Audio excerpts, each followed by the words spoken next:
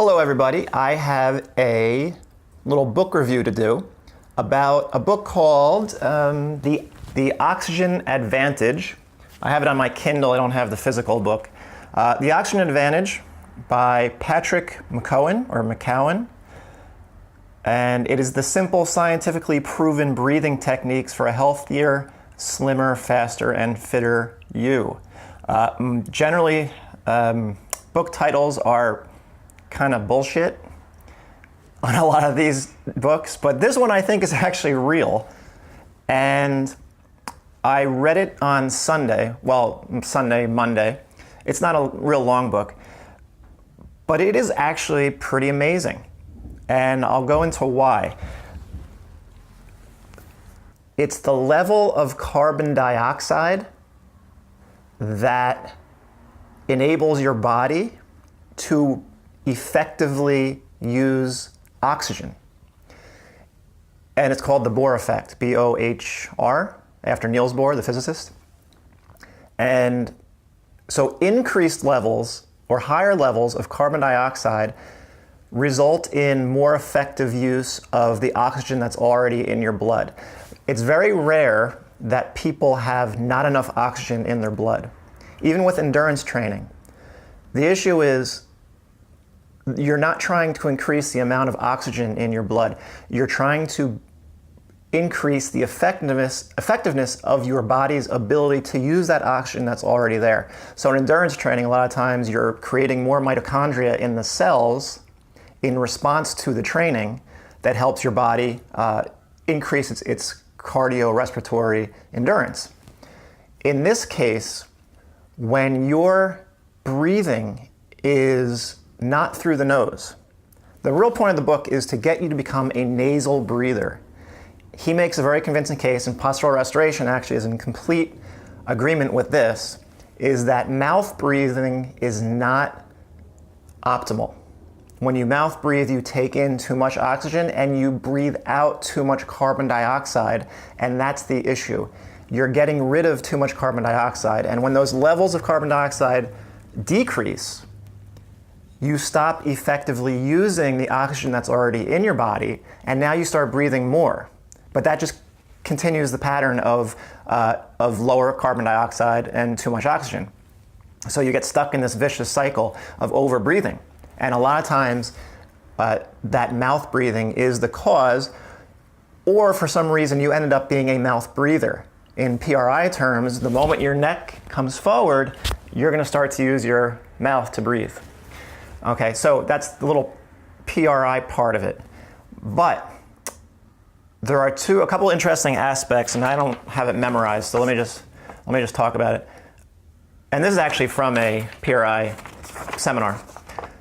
So we're calling this hyperinflation, respiratory alkalosis. So when you have decreased levels of carbon dioxide, okay, it increases intercostal and accessory muscle contraction. We don't want accessory muscles playing too big a role in breathing. Remember, we want our diaphragm, especially the left diaphragm. It drops your CO2 and it raises the body's pH above 7.4.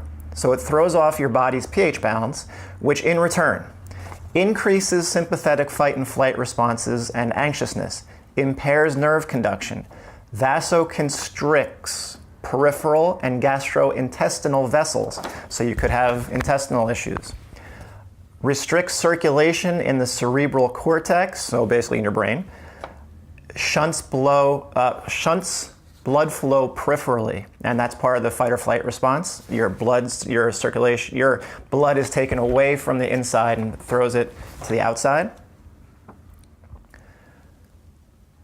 Impairs blood-heart flow, promotes fatigue, weakness, irregular heart rate, impairs breathing and weakens diaphragm, not a good thing. Increases overuse of thoracic breathing, so just upper chest, all upper chest, and again you'll see these poor breathing patterns. Enhances sympathetic adrenaline activity and hypersensitivity to lights and sounds. Increases phobic dysfunction, panic attacks, restless leg syndromes, heightened vigilance, etc.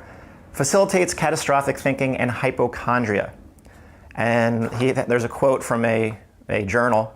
"We can easily disrupt this pH balance with 2 or 3 deep breaths. pH will rise from 7.4 to 7.5, or carbon dioxide will fall from a normal 40 to 30 or 25 in less than 30 seconds. So nothing affects the human body as quickly as a breathing issue, which means nothing restores the human body to optimal health like a breathing issue or fixing a breathing issue. And remember, all postural restoration is centered around fixing your ability to use the left diaphragm as your breathing muscle.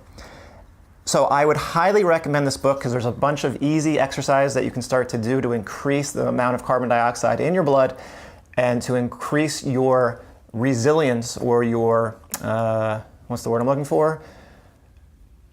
Your tolerance for carbon dioxide, because it's not a comfortable feeling in the beginning, because you're going to create an oxygen debt for yourself.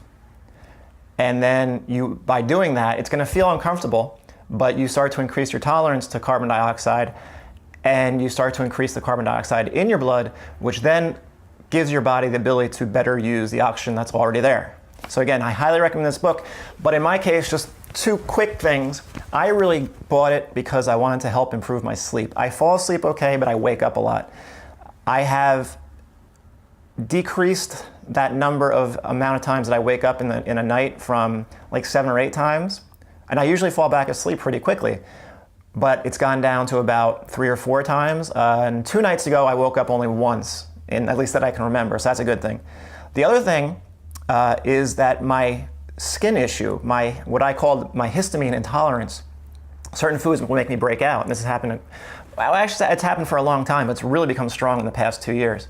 It's decreased quite a bit, but it was still there. And I haven't had a blemish since Sunday. So what I think may have been happening is, if you are over-oxygenized, if you're hyperinflated, and if your CO2 levels are too low and your blood pH has gone up, it's still another stress on the body. So I think that I was overreacting to foods that under normal circumstances I wouldn't overreact to.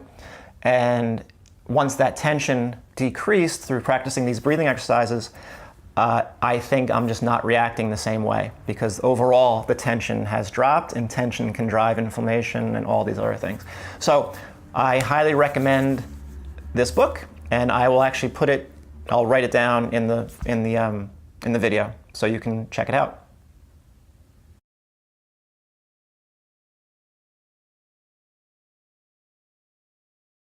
If you found anything in this video to be helpful or interesting, or you think it could help other people, could you do me a favor and like it, share it, or best yet, could you subscribe?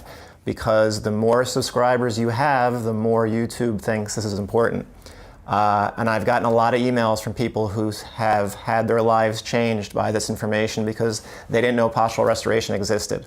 And it enabled them to find a provider, and it has made big changes in people's lives, just like it has done for me.